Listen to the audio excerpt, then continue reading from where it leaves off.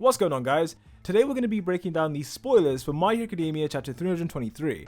And judging from these leaks so far, it kind of puts Nezu back in the UA traitor frame for me. Like, before I wasn't really sure about him being the traitor, I thought it might be Aoyama or Invisible Girl. But after this chapter, I'm starting to reconsider a little bit, because it seems like he knows more about Shigaraki than he's revealed in the past, and Tokoyami even calls him out on that in this chapter. Before we get into the details though, be sure to hit that sub button if you haven't already, and drop a like as it does help out the channel. Okay, so the title of this chapter is called One Step, and it begins with a flashback of the students at the principal's office just before they started searching the streets to try and find Deku. Ida remembers what the principal said about showing everyone how great the UA barrier really is, and Tenya believed that if they could bring Midoriya back peacefully, the barrier's strength would be enough to calm the civilians down.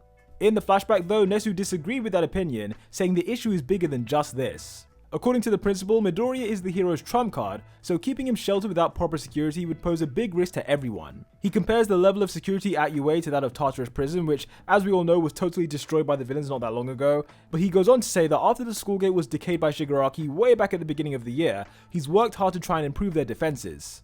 Since then, the UA barrier has now been reinforced, and it's not only a barrier now, but instead is able to actually move the school underground. The campus itself has been divided into several areas, all of which are connected to something described as a motorized elevator-like device, and if any sign of invasion is detected, all of those areas will transport to the underground shelter. From there, the school can follow various different underground routes, with Kaminari saying that this sounds like something straight out of a robot anime. I gotta say, this is a pretty big development. I mean, the fact the whole school can be taken underground, I mean, kind of reminds me of something from like, I don't know, it's a mixture of The Matrix and also that movie when like the cities were like moving. I guess it's like a combination of those two. But as Kaminari says, I'm sure there's a specific anime that I'm not remembering or that I don't know about that this was inspired by. The underground area around UA is also being protected by 3,000 layers of fortified metal plates, and if any of those plates detect something wrong, the system would activate and presumably take the school underground. In addition, the plates serve to hold back any villains trying to attack, giving the students and the civilians time to get to the underground shelter. Other hero schools have also reinforced their security like this, and they are also connected to these underground routes, Shiketsu High being one of them. That part was actually mentioned in the last chapter as well. I can't remember if it was Kaminari again, but someone mentioned how the UA barrier connects to Shiketsu High. So, it was Sero. I'm pretty sure it was Sero actually. So yeah, I guess this is what they meant, literally connected underground. Like, I guess they could move towards each other and merge if possible. I guess that is possible now. But yeah, that is interesting. There's like a whole underground system that we never knew about until now. On the topic of the 3,000 metal plates, so the panels aren't out yet, so I don't know exactly what this looks like, but the way it's described is kind of like there's a plate, a plate, a plate, a plate, like that kind of thing. So they're not touching each other. That's what I'm visualizing in my head, because when we move on to what Tokoyami's about to say, it makes it seem like this is specifically designed to deal with Shigaraki's decay quirk.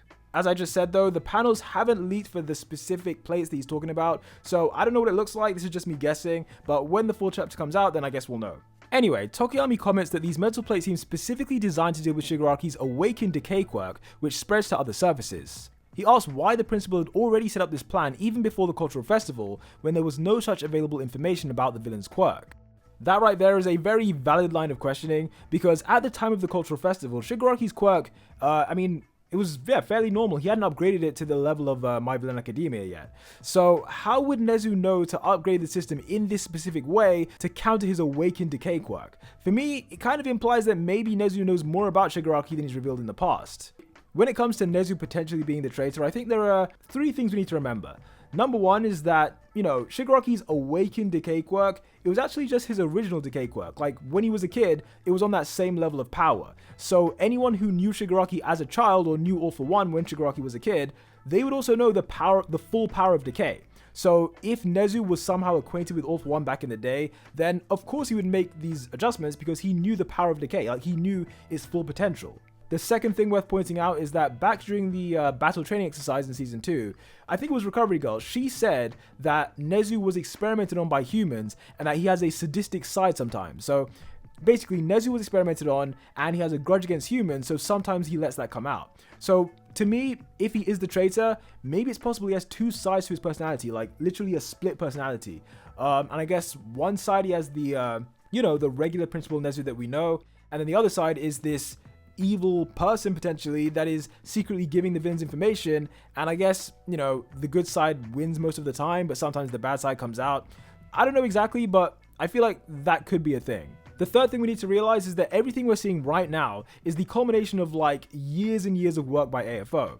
I mean, if we just go back, the Hayanomu, that was something that appeared in Vigilantes around 6 or 7 years before it first appeared in the My Hero Academia anime. Shirokuma is another example. You know, he's had Shirokuma for 15 years as a Nomu, then it only gets revealed recently in the anime. Like, all this stuff has been AFO's plan for so long. So I think the idea of him tinkering with Nezu back in the day, 20 years ago, 15 years ago, and then now, you know, Nezu being the traitor, that's entirely plausible as well, because All For One has been setting this stuff up for years.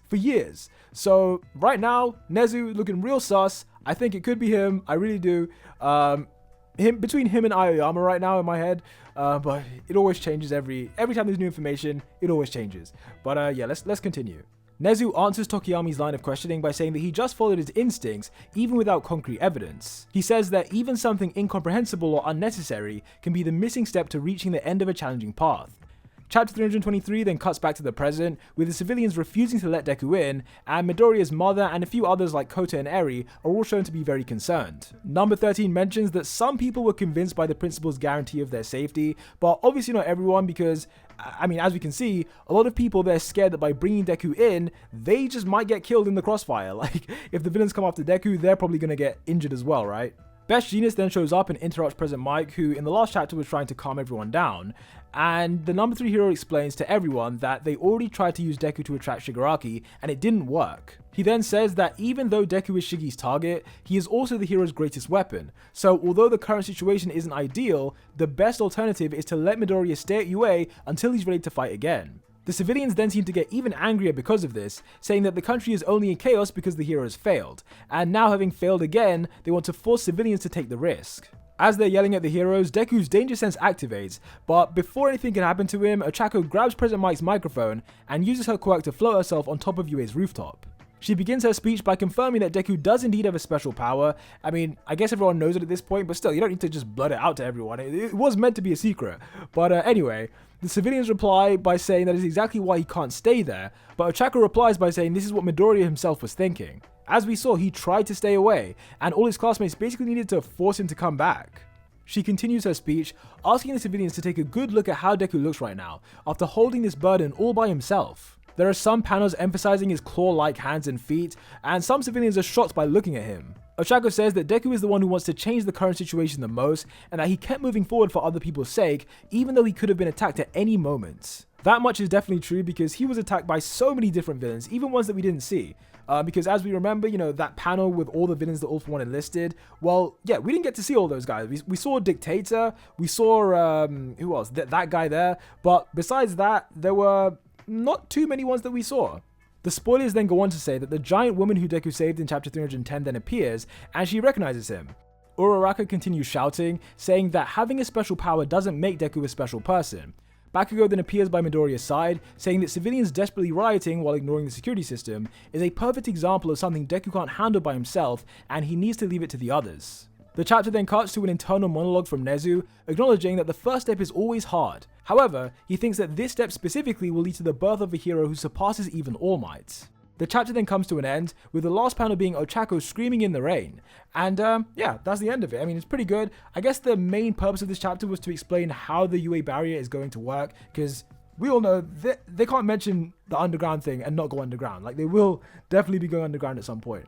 And also, on top of that, in my opinion, it plants the seeds for Nezu being the traitor, because the way Tokiyami was, like, questioning him, you know, the way Tokiyami was like, bro, how do you know how to do this?